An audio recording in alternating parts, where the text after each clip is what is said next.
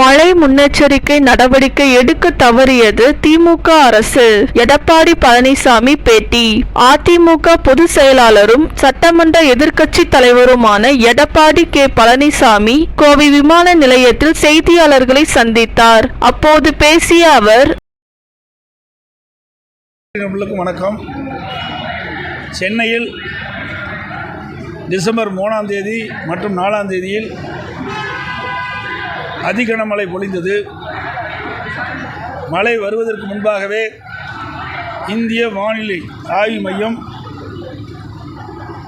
சென்னை மாநகரம், அதை ஒட்டியுள்ள புறநகர பகுதி, சென்னை ஒட்டியுள்ள காஞ்சிபுரம் மாவட்டம், திருவள்ளூர் மாவட்டம், செங்கல்பட்டு மாவட்டம், இந்த பகுதியிலெல்லாம் அதிகனமழை பொழியும் என்று ஒரு வாரத்திற்கு முன்பாகவே தொலைக்காட்சியின் வாயிலாக, பத்திரிகையின் வாயிலாக இந்திய வானிலை ஆய்வு மையம் தெரிவிக்கப்பட்டு விட்டது. அரசுக்கும் அது தெரியும். இருந்தாலும் இந்த விடியா திமுக அரசு எவ்வித முன்னெச்சரிக்கையும் எடுக்காத காரணத்தினால் இந்த மிக்ஜாம் புயலால் அதிகனமழை பொழிந்து சென்னை மாநகரத்தில் இருக்கின்ற பல்வேறு சாலைகளில் அதிகமான தண்ணீர் தேங்கி மக்கள் கடுமையாக பாதிக்கப்பட்டுள்ளனர். சென்னை ஒட்டிய புறநகர் பகுதியிலும் மழை வெள்ளத்தால் மக்கள் பாதிக்கப்பட்டுள்ளனர். அதோடு திருவள்ளூர் மாவட்டம், காஞ்சிபுரம் மாவட்டம், செங்கல்பட்டு மாவட்டத்தில் அதிக கனமழையால் விவசாயிகள் பயிர்கள் மழைநீர் மூழ்கி கடும் சேதத்திற்கு உள்ளாயிருக்கின்றது. பருவமழை வருவதற்கு முன்பாகவே முன்னெச்சரிக்கை நடவடிக்கை எடுக்கப்பட்டிருந்தால் இந்த பாதிப்பை குறைத்திருக்கலாம். அனைத்து இந்திய அண்ணா திராவிட முன்னேற்ற கழக அரசு இருக்கின்ற பொழுது ஒவ்வொரு ஆண்டும் வடகிழக்கு பருவமழை துவங்குவதற்கு முன்பாகவே உயர் அதிகாரிகளுடைய ஆலோசனை கூட்டம் நடைபெற்று அதற்கு ஏற்றவாறு முன்னெச்சரிக்கை நடவடிக்கை எடுக்கப்படும். அதோடு சென்னை மாநகரத்தை பொறுத்த வரைக்கும் 15 மண்டலங்கள் இருக்கின்றன. ஒவ்வொரு மண்டலத்திலும் பருவமழை துவங்குவதற்கு முன்பாக அனுபவம் வாய்ந்த ஐஏஎஸ் அதிகாரிகள் நியமிக்கப்பட்டு அந்த ஐஏஎஸ் அதிகாரிகள் தங்கள் ஒதுக்கப்பட்ட மண்டலத்திற்கு சென்று ஆலோசனை கூட்டத்தை நடத்தி அதன் மூலமாக அங்கங்கே இருக்கின்ற கோட்டங்களில் இருக்கின்ற கால்வாய்கள், வடிநீர் கால்வாய்களை தூர்வாரி அடைப்புகளை நீக்கி தாழ்வான பகுதி எது என்பதை அறிந்து அங்கே அதிக குதிரை சக்தி கொண்ட ராட்சத மின் மோட்டாரை வைக்கக்கூடிய ஒரு சூழ்நிலையெல்லாம் தயார் நிலையில் வைத்திருப்பார்கள். ஆனால் இந்த விடியா திமுக அரசு வானிலை ஆய்வு மையம் எச்சரிக்கை கொடுத்தும் முன்னெச்சரிக்கை நடவடிக்கை எடுக்காத காரணத்தினால் கடுமையாக சென்னை மாநகர மக்களும் புறநகர் மக்களும் அங்கே சுற்றியுள்ள மாவட்ட மக்களும் கடுமையாக பாதிக்கப்பட்டார்கள். 3 நாட்கள் 4 நாட்கள் உணவு கிடைக்காத ஒரு சூழ்நிலையெல்லாம் ஏற்பட்டது. அனைத்து இந்திய அண்ணா திராவிட முன்னேற்ற கழக அரசு இருக்கின்ற பொழுது இப்படிப்பட்ட பேரிடர் காலத்தில் அங்கங்கே உள்ள அம்மா உணவகத்தில் உணவை தயாரித்து அந்தந்த பகுதியிலேயே உடனுக்குடன் பாதிக்கப்பட்ட மக்களுக்கு உணவை வழங்கினோம். குடிநீர் வழங்கப்பட்டது. அவர்களுக்கு உடனடி எது தேவையோ அதையெல்லாம் கொடுத்தோம். அதோடு வானிலை ஆய்வு மையம் புயல் அல்லது வெள்ளம் வருகின்ற பொழுது தெரிவிக்கின்ற கருத்தை உடனடியாக மக்களுக்கு தெரிவித்தோம். முன்னெச்சரிக்கையாக பொதுமக்கள் தங்கள் ஒரு வாரத்திற்கு தேவையான உணவுப் பொருட்கள் வாங்கி வைத்து கொள்ள வேண்டும். அவர் குடும்பத்தில் ஏதாவது நோய்வாய்ப்பட்டிருந்தால் அவர்களுக்கு மருந்து மாத்திரை வாங்கி வைத்துக் கொள்ள வேண்டும். மெழுகுவர்த்தி, டார்ச் லைட் வைத்துக் கொள்ள வேண்டும். அதோடு குழந்தைகள் இருந்தால் பால் பவுடரோ அல்லது பாலோ வாங்கி வைத்துக் கொள்ள வேண்டும். ஆவணங்கள் இருந்தால் பத்திரப்படுத்திக் கொள்ள வேண்டும். பள்ளியில் படிக்கின்ற மாணவ சிறுவர்களுடைய புத்தகத்தை எல்லாம் பத்திரமாக பாதுகாத்து வைத்துக் கொள்ள வேண்டும். தங்கள் உடைமைகள் எல்லாம் வெள்ளத்தில் பாதிக்காத அளவுக்கு பாதுகாத்து வைத்துக் கொள்ள வேண்டும் என்று முன்னெச்சரிக்கையாக நாங்கள் அறிவிப்பை தொலைக்காட்சியின் வாயிலாக, பத்திரிகையின் வாயிலாக தெரிவித்தோம். இதையெல்லாம் இந்த விடியா திமுக அரசு செயல்படுத்தாத காரணத்தினால், மக்களுக்கு தெரிவிக்காத காரணத்தினால் கனமழையால் கடுமையாக சென்னை மாநகர மக்கள் பாதிக்கப்பட்டார்கள். அதோடு தென் மாவட்டங்களில் கடந்த 17ஆம் தேதி அதிக மழை பொழியும் என்று 14/12/2023 அன்றே இந்திய வானிலை ஆய்வு மையம் தொலைக்காட்சி வாயிலாக பத்திரிகையின் வாயிலாக தெரிவிக்கப்பட்டுவிட்டது. எனவே இந்த விடியா திமுக அரசு முன்னெச்சரிக்கை நடவடிக்கை எடுக்கப்பட்டிருக்க வேண்டும். அங்கேயும் முன்னெச்சரிக்கை நடவடிக்கை எடுக்கப்படவில்லை. இதனால் தென் மாவட்டத்தில் உள்ள திருநெல்வேலி, தூத்துக்குடி, தென்காசி, கன்னியாகுமரி மாவட்டத்தில் இருக்கின்ற மக்கள் கடுமையாக பாதிக்கப்பட்டுள்ளார். அதுவும் குறிப்பாக சொல்ல வேண்டும் என்று சொன்னால் தாமிரபரணி ஆறு இந்த ஆற்றங்கரை ஓரமாக திருநெல்வேலி மாநகர மக்கள் வசிக்கின்றார்கள். கரையோர மக்கள் நிறைய பேர் வசிக்கின்றார்கள். ஆக இதையெல்லாம் முன்னெச்சரிக்கை நடவடிக்கையாக தாழ்வான பகுதியில் வசிக்கின்ற மக்களை பத்திரமாக அழைத்து சென்று முகாமிலே தங்க வைத்திருந்தால் பல உயிர்கள் விலைமதிக்க முடியாத உயிர்களை காப்பாற்றிருக்கலாம். ஆனால் அதையும் செய்ய தவறிய அரசாங்கம் இந்த திமுக அரசாங்கம்.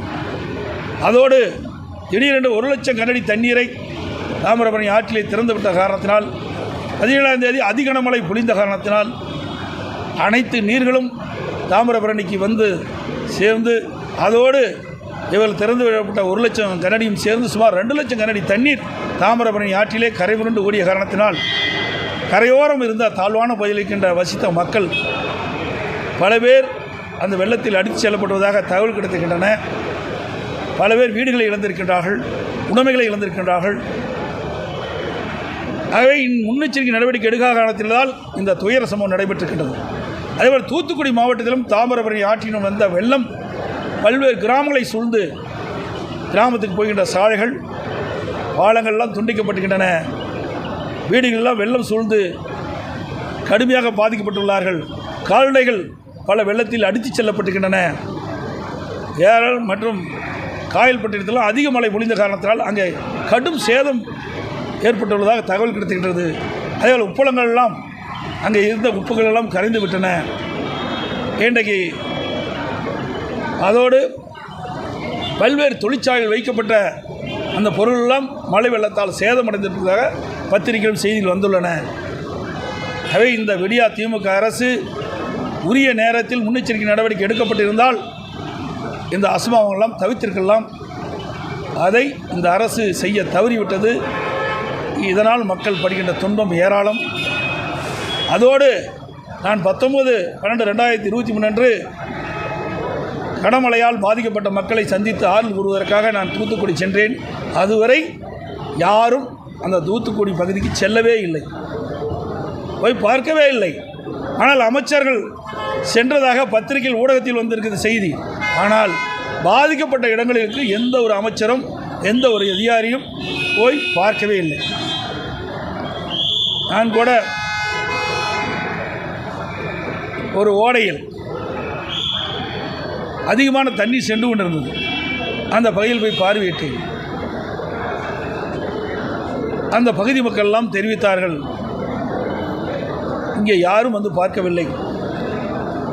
17, 18, 19ஆம் தேதி வரை எங்களுக்கு உணவு கூட கிடைக்கவில்லை. இப்படிப்பட்ட நிலைமை தான் தற்போது நிலவிக் கொண்டிருக்கின்றது என்று அவர்கள் சொன்ன கருத்து ஊடகத்திலும் பத்திரிகையிலும் எல்லாம் வெளிவந்தன. ஆனால் அரசுடைய செய்தி பக்கில் ஓடை, அந்த பக்கில் ஓடைக்கு ஏற்கனவே அனைத்து இந்திய அண்ணா திராவிட முன்னேற்ற கழக அரசு இருக்கின்ற பொழுது ஸ்மார்ட் சிட்டி திட்டத்தின் மூலமாக நிதி ஒதுக்கீடு செய்யப்பட்டு 80% பணிகள் நிறைவு பெற்றிருந்தன.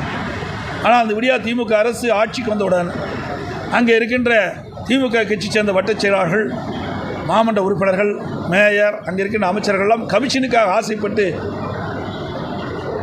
அந்த திட்டம் முழுமையாக நிறைவேறாமல் தடைபட்டது இவர்களால். அதே மழை வெள்ளத்தால் அந்த பகுதி பாதிக்கப்பட்டது இவர்களால். ஏற்கனவே அனைத்து இந்திய அண்ணா திராவிட முன்னேற்ற கழக அரசு பக்கில் ஓடைக்கு ஒதுக்கப்பட்ட நிதி முழுமையாக செலவழித்திருந்தால், எஞ்சிய 20% பணியும் நிறைவேற்றப்பட்டிருந்தால் அந்த பகுதியில் மக்கள் பாதிக்கப்பட்டிருக்க மாட்டார்கள். அந்த குடியிருப்பு பகுதியிலே தண்ணீர் சூழ்ந்திருக்காது. இதையெல்லாம் இந்த அரசு செய்யாத தவறு என்பதை இந்த நேரத்தில் சுட்டிக்காட்ட விளைகிறேன். அதோடு அனைத்து இந்திய அண்ணா திராவிட முன்னேற்ற கழக ஆட்சி இருக்கின்ற பொழுது கஜா புயல் வந்தது. கடுமையாக பாதிக்கப்பட்டது. இப்போ புயல் கனமழை பொழிந்தது, ஆனால் அதிகமான காற்று வீசவில்லை. இதனால் அதிகமான மரங்களோ மின்கம்பங்களோ சாயவில்லை. ஆனால் அனைத்து இந்திய அண்ணா திராவிட முன்னேற்ற கழக ஆட்சி இருக்கின்ற பொழுது தானே புயல், உங்களுக்கு எல்லாம் தெரியும், கடுமையான சேதம், வீடுகளெல்லாம் இடிந்து விட்டன, கூரைகளெல்லாம் காற்றில் தூக்க எரியப்பட்டன, டிரான்ஸ்ஃபார்மர்கள்லாம் பழுதாகிவிட்டது, மின் நிலைகள்லாம் பழுதடைந்து விட்டது. எங்கே பார்த்தாலும் மரங்கள் சாய்ந்து கிடந்தன. கடலூரில் மாவட்டத்துக்கு போகும்போது எங்கே பார்த்தாலும் மரம் சாய்ந்து கிடந்தது. ஒரு சாலையிலேருந்து அடுத்த சாலைக்கு போக முடியல. அப்படிப்பட்ட நிலைமையில் கூட போர்க்கால அடிப்படையில் வேகமாக துரிதமாக அரசு எந்திரங்களை முடித்துவிட்டு அந்த பணியை செய்த காரணத்தினால் அங்கே மெல்ல மெல்ல இயல்பு நிலைக்கு கொண்டு வந்தோம். பாதிக்கப்பட்ட மக்களுக்கு தேவையான உணவுகளை கொடுத்தோம், தண்ணீர் கொடுத்தோம், பால் பாக்கெட் கொடுத்தோம், மக்கள் அந்த சிரமத்திலிருந்து மீட்டெடுத்தோம். ஆனால் இன்றைய நிலம் வெறும் மழைதான் பொழிந்தது. உரிய முறையில் நடவடிக்கை எடுக்கப்பட்டிருந்தால் இதை தவிர்த்திருக்கலாம். அதில் வர்தா புயல் வந்தது. வர்தா புயல் வருகின்ற பொழுது 16-17 வந்தது. கிட்டத்தட்ட 6 லட்சம் மரங்கள் சாய்ந்து கிடந்தன. சுமார் 2 லட்சம் மரங்களை அறுத்து குப்பையாக வெளியேற்றிடும். மின்கம்பங்கள் அதிகமாக சாய்ந்து விட்டன. ஒரு இடத்திலிருந்து மற்றொரு இடத்துக்கு செல்ல முடியாத சூழ்நிலை இருக்கின்ற பொழுது கூட ஒரு பக்கம் கனமழையால் அங்கங்கே தண்ணீர் தேங்கி நிற்கின்றது, மறுபக்கம் புயலால் மரங்கள் சாய்ந்து மின்கம்பங்கள் சாய்ந்து வாகனங்கள் செல்ல முடியாத சூழ்நிலை. இந்த காலகட்டத்தில் கூட போர்க்கால அடிப்படையில் செயல்பட்டு அந்த மரங்களெல்லாம் அகற்றி மின்கம்பங்களாம் நெட்டு மின்சாரத்தை கொடுத்து மக்களுக்கு தேவையான உணவுகள் தண்ணீரை கொடுத்து மக்கள் சிரமமில்லாத ஒரு சூழ்நிலையை உருவாக்கிய அரசு அதிமுக அரசு. அந்த காலகட்டத்தில் கூட இப்போ இருக்கின்ற திமுக கூட்டணியில் அங்கம் வைக்கின்ற கட்சிகள் ஒன்று கூட குரல் கொடுக்கல. இப்போ குரல் கொடுக்குறாங்க, இந்த பேரிட அறிவிக்கணும்னு சொல்கிறாங்க. அப்போல்லாம் இந்த கட்சி எங்கே போச்சு? தானே புயல் வந்தது, கஜா புயல் வந்தது, வர்தா புயல் வந்தது. அப்போல்லாம் கடுமையான சேதம், புயல் காற்றால் பெரும் சேதம், மழையால் பெரும் சேதம். அப்பெல்லாம் திமுக கூட்டணியில் அங்கம் வைக்கின்ற கட்சிகளெல்லாம் எந்த ஒரு வார்த்தையும் பேசவில்லை, எந்த ஒரு கருத்தையும் சொல்லவில்லை, திமுகவும் சொல்லவில்லை. ஆக மக்கள் பாதிப்பு உள்ளாகின்ற பொழுது இந்த கட்சியெல்லாம் குரல் கொடுக்கவே இல்லை. தமிழ்நாட்டு மக்கள் பாதிக்கப்படுகிறார்கள். எல்லா கட்சிகளுமே மக்களுக்கு சேவை செய்வதற்கு தான் கட்சி. மக்கள் படுகின்ற துன்பத்திலிருந்து அவர்களை விடுவிக்க வேண்டும் என்றுதான் ஒவ்வொரு கட்சியும் விரும்பும். ஆனால் திமுகவில் அங்கம் வைக்கின்ற கூட்டணி கட்சிகளும் தானா புயல்லையும் குரல் கொடுக்கல, கஜா புயல்லையும் குரல் கொடுக்கல, அதே போல் இப்போ வர்தா புயல்லையும் குரல் கொடுக்கல. ஆனால் இப்போ மட்டும் குரல் கொடுத்துட்டு இருக்கிறாங்க. ஏன்? தேர்தல் வருது, தேர்தலை மையமாக வைத்து குரல் கொடுக்கிறார்கள். மக்களை மையமாக வைத்து கொடுக்கல. மக்கள் படுகின்ற துன்பங்கள் விடுவிக்க வேண்டும் என்பதற்காக குரல் கொடுக்கல. ஆனால் அனைத்து இந்திய அண்ணா திராவிட முன்னேற்ற கழகத்தை பொறுத்த வரைக்கும் அன்றைக்கும் சரி இன்றைக்கும் சரி மக்கள் படுகின்ற துன்பம் அந்த அவர்களுக்கு தேவையான நிவாரண உதவி வழங்கி அந்த அவர்களை மீட்டெடுக்க வேண்டும் என்பதுதான் எங்களுடைய நிலை. இன்றைக்கு கூட மாநில அரசு விடியா திமுக அரசுடைய முதலமைச்சர் மத்தியிலே நிதி கொடுக்க வேண்டும் என்று தான் கேட்டுக்கொண்டிருக்கின்றார். ஓட்டு போட்ட மக்கள் தமிழ்நாட்டு மக்கள், உங்களை தேர்ந்தெடுத்த மக்கள் தமிழ்நாட்டு மக்கள், பாதிக்கப்படக்கூடியவர்கள் தமிழ்நாட்டு மக்கள்.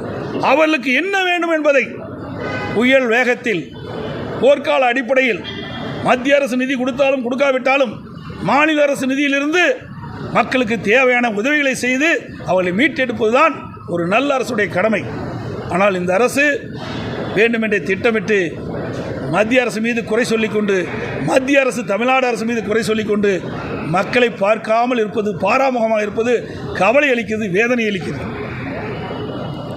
அதோடு மத்திய அரசாங்கமும் மாநிலத்தில் ஏற்படுகின்ற பேரிடர் காலத்தில் புயல் வந்தாலும் செல்லம் வந்தாலும் சரி மக்கள் பாதிக்கப்பட்டால் உடனடியாக அதற்கு தேவையான நிதியை மத்திய அரசும் வழங்க வேண்டும். மத்திய அரசுக்கும் அந்த பொறுப்பு இருக்கிறது, மாநில அரசுக்கும் பொறுப்பு இருக்கின்றது. அந்த பொறுப்பை உணர்ந்து செயல்பட வேண்டும் என்று மக்கள் எண்ணுகிறார்கள். அதை எதிர்க்கட்சி என்ற முறையிலே அதை நாங்கள் ஊடகத்தின் வாயிலாக தெரிவிக்கிறோம். நேற்று நடந்த மீட்டிங்கில் அந்த அமோனியா வாயு கசிவுங்கிற ஒரு பிரச்சனை போயிட்டு இருக்கு. அரசு எப்படி கையாண்டாங்க? அதான் விடியா திமுக அரசு முன்னெச்சரிக்கை நடவடிக்கை எடுக்கலை. நான் ஏற்கனவே சொன்னேன், சிபிசிஐலிருந்து அந்த எண்ணெய் படலங்கள் எல்லாம் எண்ணூர் முகத்துவாரத்தில் அதிலிருந்து அப்படியே கடலில் பரவி படிந்தது. அதை உடனடியாக அகற்றியிருக்க வேண்டும். அதை அகற்றாத காரணத்தில் அங்கே இருக்கின்ற மீனவர்கள்லாம் கடுமையாக பாதிக்கப்பட்டாங்க. அப்போவே நம்முடைய மாசு கட்டுப்பாட்டு வாரியம் அந்த கடற்கரை ஓரமாக இருக்கின்ற பகுதியில் ஆய்வு செஞ்சு இப்படிப்பட்ட சம்பவம் நடைபெறாமல் தடுத்திருக்கலாம். இந்த அரசுடைய மெத்தனை போக்கின் காரணமாக அதை சரியான முறையிலே செயல்படுத்தாத காரணத்தினால் இன்றைக்கு மக்கள் பாதிக்கப்பட்டிருக்காங்க. இன்னைக்கு கூட அறிக்கை விட்டுருக்கிறேன். நேற்று நடந்த அதிமுக மீட்டிங்கில் போடப்பட்ட தீர்மானங்கள் எல்லாமே பிஜேபிக்கு எகென்ஸ்டாக இல்லை. இதுலேருந்து தெரியுது நம்ம அதிமுக பிஜேபி தொடர்பில் தான் இருக்குது அப்படின்னு சொல்லி ஆர்எஸ் பாரதி சொல்லியிருக்காரு சார். ஏங்க ஆர்எஸ் பாரதிக்காக கட்சி நடத்துகிறான்னா அதிமுக சொல்லுங்க பார்க்கலாம். அவர் என்ன வேணால் நினைப்பார். அவர் கட்சிக்கு அவர் நினச்சிக்கலாம். எங்கள் கட்சிக்கு அவர் ஒன்றும் பொதுச் செயலாளர் கிடையாது. அவர் எங்கள் கட்சியில் இடம்பெறல. எங்கள் கட்சியுடைய நிலைப்பாட்டை நாங்கள் பொதுக்குழுவில் தெரிவிக்கிறோம். செயற்குழு பொதுக்குழுவில் தெரிவிச்சிருக்கிறோம். இவர் என்ன கண்டுபிடிச்சிட்டாரு? ஒரு மிகப்பெரிய விஞ்ஞானி. நாங்கள் எதுக்கு வேணும்னு சொல்லுங்கள். இப்போ நிதி கொடுக்க வேணும்னு நாங்கள் சொல்கிறோம். நிதி கொடுக்காது தவறுன்னு சொல்கிறோம். இதை விட என்ன சொல்லணும்? இப்போ இருக்கிற என்ன பிரச்சனை அதுதான் நாங்கள் சுட்டி காட்டுவோம். இன்றைக்கு தமிழ்நாட்டு மக்களுக்கு ஏதாவது பிரச்சனை தான் சுட்டி காட்டுவோம். இவர்கள் எப்பொழுது பார்த்தாலும் அதிமுகவை குறை சொல்லுவதுதான் தொடர்ந்து சொல்லி கொண்டிருக்கிறாங்க. ஏன்னா இப்போ அனைத்து இந்திய அண்ணா திராவிட முன்னேற்ற கழகம் பிஜேபி கட்சியுடன் கூட்டணி இல்லை என்று தெரிவித்துவிட்டு அதிலிருந்து புலம்ப ஆரம்பிச்சிட்டாங்க. நீங்கள் ஏன் புலம்புற? இது எங்கள் கட்சியினுடைய உட்கட்சி பிரச்சனை. நீங்கள் திமுகவெல்லாம் கூட்டணி வச்சுட்டு நாங்கள் ஏதாவது பேசணுமா? ஏன் காங்கிரஸோட கூட்டணி வச்சுருக்கீங்களே? காங்கிரஸோட எப்படி கூட்டணி வச்சிங்க? எமர்ஜென்சி போது விசா சட்டத்தில் எங்களை எல்லாம் கைது பண்ணாங்கன்னு இவர் ஜெயிலில் இருக்கிற மாதிரி ஆங்காங்கே கண்காட்சியை வச்சு காட்டினார். அப்படிப்பட்ட கட்சியோடு நீ கூட்டணி வச்சுருக்கிறிய. 1999 பாரதிய ஜனதா தானே கூட்டணி வச்சிங்க. கூட்டணி வச்சது மட்டும் இல்லை, பாரதிய ஜனதா ஆட்சி செய்கின்ற பொழுது அந்த அமைச்சரவையில் அமைச்சராக இருந்தாங்களே இல்லையா? அப்பெல்லாம் தெரியல கண்ணு. போனால் நீங்கள் எங்களை கேள்வி கேட்குறீங்க. இதாக வீட்டு கேள்வி கேளுங்க. அதோட ஒரு வருஷம் இலாக்கா இல்லாத மந்திரியா முரசொலி மாறன வச்சாங்க. அப்போல்லாம் பிஜேபி தெரியாது. கூட்டணி என்பது அந்தந்த அரசியல் சூழ்நிலைக்கு தக்கவாறு கட்சிகள் கூட்டணி அமைக்கும். அதுபோல் நான் கூட்டணி அமைச்சு அப்போ கூட்டணியிலேருந்து வெளியில் வந்துட்டோம். இதுக்கு ஏன் விமர்சனம் பண்ணுவானே? தாக்கு பிடிக்க முடியல அவர்களால். ஏன்னா சிறுபான்மை மக்களுடைய ஓட்டுக்களை ஏமாற்றி வாங்கி கொண்டிருந்தாங்க. அதுக்கு இப்போ முற்றுப்புள்ளி வச்சுட்டோம். அது அவர்களால் தாங்க முடியாத காரணத்தினால் இப்படி பெதற்றி பேசி கொண்டிருக்கிறார். என்னங்க அதான் திறமையற்ற அரசாங்கம் நான் சொல்லியிருக்கேன். ஒரு பொம்மை முதலமைச்சர் ஆண்டா இப்படித்தான் இருக்கும். பொம்மை முதலமைச்சர் ஆனால் செயலற்ற அரசாங்கம் இருக்கிற காரணத்தினால இப்படிப்பட்ட சம்பவம் நடக்குது. இதுக்கு உரிய முறை நடவடிக்கை எடுக்காது அரசனுடைய செயலிழந்த தன்மையை பார்க்குறோம்.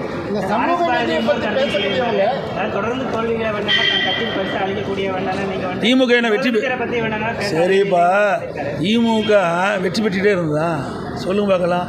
திமுக தொடர்ந்து வெற்றி பெற்று இருந்தா 1997 எத்தனை 2 பேர் தான் ஜெயிச்சாங்க. அது ஒருத்தர் மதிமுக போயிட்டார். ஒத்தையால் தான் இருந்தார். அவர் கூட கடைசியில் வேறு கட்சிக்கு போயிட்டார். இதுதான் நிலைமை. 2011 என்ன நிலைமை? எதிர்கட்சி கூட வர முடியல. அந்த நிலையில் தான் இருந்தாங்க.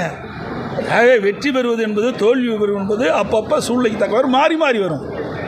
அனைத்து இந்திய அண்ணா திராவிட முன்னேற்ற கழகம் கூட நாடாளுமன்ற தேர்தலில் நாங்கள் 1 தான் ஜெயித்தோம். அதே சட்டமன்ற தேர்தலில் எங்களுடைய கட்சி 66 இடங்களை வெற்றுது. கூட்டணி 75 இடங்களில் வெற்றோம்ல. அவளுக்கு எங்களுக்குள்ள வித்தியாசம் எவ்வளோங்க? வெறும் 3% தான். வாக்குகளை பார்க்கும்போது பல தொகுதிகள் எடுத்து பார்க்கும்போது 2 லட்சம் ஓட்டு இருந்தால் நாங்கள் ஆட்சி பிடிச்சிருப்போம். 1200 ஓட்டில் தோற்றவங்க, 100-150 ஓட்டில் தோற்றவங்க, 305 தோற்றவங்க. இப்படி குறைஞ்ச வாக்கு வித்தியாசத்தில் வெற்றி வாய்ப்பு இழந்தவர்கள் அதிகம் பேர். 45 பேர் வெற்றி வாய்ப்பு இழந்திருக்கிறாங்க. ஆக நிச்சயமாக 2024 நடைபெறுகின்ற நாடாளுமன்ற தேர்தலிலே அனைத்து இந்திய அண்ணா திராவிட முன்னேற்ற கழக தலைமையில் அமைக்கப்படுகின்ற கூட்டணி 40 இடத்திலும் வெற்றி பெறும்.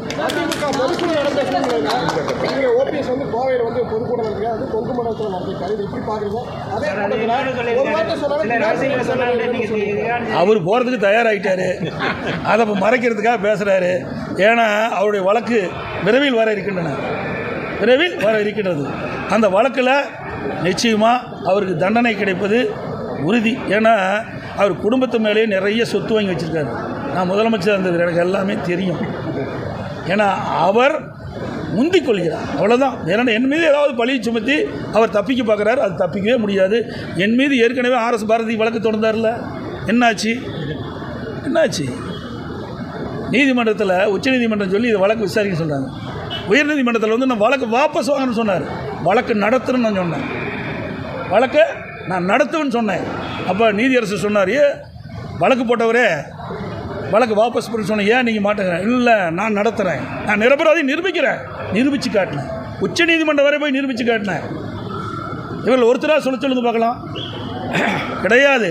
நான் ஏற்கனவே சொன்னது போல் ஒரு அமைச்சருக்கு நீதிமன்றத்தின் மூலமாக தண்டனை அறிவிக்கப்பட்டு விட்டது. இன்னும் பல அமைச்சர்கள், திராவிட முன்னேற்ற கழகத்தில் முன் வரிசையில் இருக்கின்ற அமைச்சர்கள், சட்டமன்றத்தில் முன் வரிசையில் இருக்கின்ற அமைச்சர்கள் பல பேருக்கு காத்து கொண்டிருக்கின்றது. அதோட பிடிஎம் ஓபிஎஸ் சொல்கிறார், அம்மாவுக்கு 2 கோடி கடன் கொடுத்தாரு. என்னையா அநியாயம், வெக்கக்கேடான விஷயம் இல்லை. இவர் தான் விசுவாசி, அம்மாவுக்கு மிகப்பெரிய விசுவாசிங்கிறார். நல்லா சிந்திச்சு பாருங்கள், எவ்வளோ மோசமான வார்த்தை. உன்னை எங்கேருந்து எங்கே கொண்டாந்து அமர வச்சாங்க? நாங்களாம் ஆரம்பத்திலேருந்து இருக்கிறோம், இவரெல்லாம் இடையில் வந்தவர். ஓபிஎஸ்லாம் இடையில் வந்தவருங்க. நான் 89 எம்எல்ஏ, 91 எம்எல்ஏ, 91 எம்எல்ஏ, 98 எம்பி, 2001 இவர் எம்எல்ஏவே ஆகிறாரு. புரியுதுங்களா? அது வரைக்கும் என் பதவி கிடையாது, சேர்மனாக மட்டும்தான் இருந்தார். ஆக அதிகமாக போட்டிட்டது நான் தான். அதோட சொல்கிற ஒரே நிமிஷம், அதே சொல்கிறேன், 2 கோடி ரூபாய் அம்மாவுக்கு கடன் கொடுத்துன்னு சொல்கிறாரு. எவ்வளவு ஒரு மோசமான வார்த்தை, நல்லா சிந்திச்சு பாருங்கள். அது மட்டும் இல்லை, கோடிநாயக்கனூரில் அம்மா 89 போட்டி அடிக்கின்ற பொழுது அம்மாவை எதிர்த்து வெந்நீராடை நிர்மலா அவர்கள் போட்டிட்டாங்க. அம்மாவை எதிர்த்து போட்டிட்டாங்க. அவருக்கு சீஃப் ஏஜெண்டாக இருந்தவர் தான் இந்த ஓபிஎஸ். இவர் தான் அம்மாவுக்கு விசுவாசமாக. சிந்திச்சு பாருங்கள். நாங்களும் அப்படி இல்லை. 1985 சேலம் மாவட்டத்தில் அப்பொழுது மாவட்ட செயலர் இருந்த கண்ணன் அவர்கள் மாவட்ட செயலர் இருந்தார். அப்பொழுது அம்மாவுக்காக பேரவை ஆரம்பித்தார். அப்போல்லாம் நாங்கள் பேரவை ஆரம்பித்தோம். அன்றையிலிருந்து இன்றைக்கு வரைக்கும் அம்மாவுக்கு விசுவாசமாக இருக்கிறோம். அதனால தான் எனக்கு 89 எனக்கு சீட்டு கொடுத்து என்னை வெற்றி பெற செஞ்சாங்க. சேவல்சிரத்தில் நான் வெற்றி பெற்றேன். கடந்த 4 ஆண்டுகள் அதிமுக ஆட்சியில் இருக்கும்போது நிறைய முறைகேடுகள் நடந்தது. அதை பற்றி நான் வாய் திறந்தா சொல்லு, தான் நான் பகிரங்கமாக சொல்கிறேன், சொல்லு. அப்படி இருந்தால் திமுக விடுவானுங்களா? சொல்லுங்க பார்க்கலாம். திமுகவுடைய பிடிஎம் அப்படி தான் சொல்லுவாங்க, வேறு வழியே கிடையாது. இவர் ஜெயிலுக்கு போகிறது உறுதியாகிட்டுது. மற்றவங்களாம் குறை சொல்லிகிட்டு இருக்கார். சொல்லையா, என்ன ரகசியம் சொல்லையா, உனக்கு தான் தெரிகிறிய, சொல்லு, மக்கள் தெரிஞ்சுக்கிட்டோம். இதெல்லாம் அதாவது சொல்லுவாங்க கிராமத்தில், எறும்பு ஏறாப்பழம் ஓட்டுன்னு சொல்லுவாங்க. அப்படி கேட்குறவன் இருந்தால் எறும்பு ஏறாப்பழம் ஓட்டுன்னு சொல்லுவாங்க. அது மாதிரி இதெல்லாம் பத்திரிகை ஊடகங்கள்லாம் உங்களுக்கு தெரியாதா? அது மட்டும் இல்லை, பல வழக்குகள் அவர் இருக்கார், பல வழக்குகள் அவர் சந்திச்சுட்டு இருக்கார். அவர் விரைவில் பல வழக்குகள், இப்போ ஒரு வழக்கு இல்லை, பல வழக்குகள் அவர் போகிறது நிச்சயம். எனவே அனைத்து இந்திய அண்ணா திராவிட முன்னேற்ற கழகத்தை பொறுத்த வரைக்கும் இந்த ஓபிஎஸ்ஸில் எவராலையும் அழிக்க முடியாது. நாங்கள்லாம் இந்த இயக்கத்தில் 1974 இன்று வரை பரவலாமல் இந்த இயக்கத்தில் இருந்து கொண்டிருக்கின்றோம். சுமார் 50 ஆண்டு காலம் இந்த இயக்கத்துக்கு உழைத்து கொண்டிருக்கின்றோம். என்னை போல் இங்கே இருக்கின்றவர்கள் அத்தனை பேருமே கட்சிக்காக உழைக்கின்றவர்கள், கட்சியை நேசிக்கக்கூடியவர்கள். அப்படி இருக்கின்ற காரணத்தினால்தான் இவர்கள் எவ்வளோ முயற்சி செஞ்சாலும் என் கட்சியை உடைக்க முடியல. இன்றைக்கு திமுகவோட எங்களை அனைத்து இந்திய அண்ணா திராவிட முன்னேற்ற கழக எதிரியாக இருக்கின்ற பொன்மனச்செம்மல் புரட்சித்தலைவர் எம்ஜிஆர் தீய சக்தி திமுக என்று சொல்லிக் கொண்டிருந்த அந்த கட்சியோடு இவர் துரோகி ஓபிஎஸ் அவர்கள் கூட்டணி சேர்ந்து கொண்டு எங்களை வேண்டுமென்றே திட்டமிட்டு ஒரு பொய்யான செய்தியை சொல்லி மக்களுக்கு ஏமாற்ற பார்க்கிறார். ஒருபோதும் நடக்காது. உண்மைதான் இப்பொழுது வெல்லும், தர்மம்தான் வெல்லும், நீதி தான் வெல்லும். எங்களை வெளியேற்றுறதுக்கு நாங்கள் என்ன தப்பு செஞ்சோம், என்ன குற்றத்தை எங்க மேலே சொல்ல முடியும்? நீ போய் சொல்கிறீங்க, இதெல்லாம் நீதிமன்றத்தில் சொல்லியாச்சு. நீதிமன்றத்தில் சொல்ல வேண்டிய கருத்தெல்லாம் இப்போ சொல்ல முடியாது. ஏற்கனவே நீதிமன்றத்தில் சொல்லப்பட்டது, தேர்தல் ஆணையத்தில் சொல்லப்பட்டது, அவள் கொடுக்கப்பட்ட தீர்ப்பு அதை படித்து பாருங்கள். அதே போல் இன்றைய தினம் விடியா திமுக அரசு கொரோனா காலத்தில் சிறு குறு நடுத்தர தொழில் கடுமையாக பாதிக்கப்பட்டது. மெல்ல மெல்ல அந்த தொழில் இயல்பு நிலைமைக்கு திரும்பிக் கொண்டிருக்கின்ற நேரத்தில் இந்த விடியா திமுக அரசு கடுமையான மின்கட்டணத்தை உயர்த்திவிட்டது. இதனால் இந்த சிறு குறு நடுத்தர தொழில் கடுமையாக பாதிக்கப்பட்டது. நான் ஏற்கனவே அறிக்கை வெளியிட்டிருக்கிறேன், சட்டமன்றத்திலையும் பேசினேன். ஆனால் இந்த விடியா திமுக அரசு கண்டுகொள்ளவே இல்லை. இன்றைக்கு இந்தியாவிலேயே சிறு தொழில் அதிகம் உள்ள மாநிலம் தமிழ்நாடு தான். அதில் பணிபுரிகின்ற தொழிலாளர்களும் அதிகம்தான். ஆகவே அவரெல்லாம் கடுமையாக பாதிக்கப்படுகிறார்கள். அதை இந்த அரசு அலட்சியப்படுத்துகிறது. அதை கண்டித்து இன்றைய தினம் தமிழ்நாடு முழுவதும் இந்த சிறு குறு நடுத்தர தொழில் செய்கின்ற நிறுவனத்தினர், தொழிலாளர்கள் இன்றைக்கு மனித சங்கிலி போராட்டம் நடத்தி கொண்டிருக்கின்றார்கள். இனியாவது விடியா திமுக அரசு தூக்கத்திலிருந்து விழிந்து இந்த சாதாரண சிறு குறு நடுத்தரம் சொல்கின்ற அந்த மக்களுடைய கோரிக்கை ஏற்று மின் கட்டணத்தை குறைக்க வேண்டும் என்று ஊடகத்தின் வாயிலாக பத்திரிகை வாயிலாக கேட்டுக்கொள்கின்றேன். அனைத்து ஊடக நண்பர்களுக்கும் பத்திரிகைகளுக்கும் நன்றி. மத்திய அமைச்சரவையில்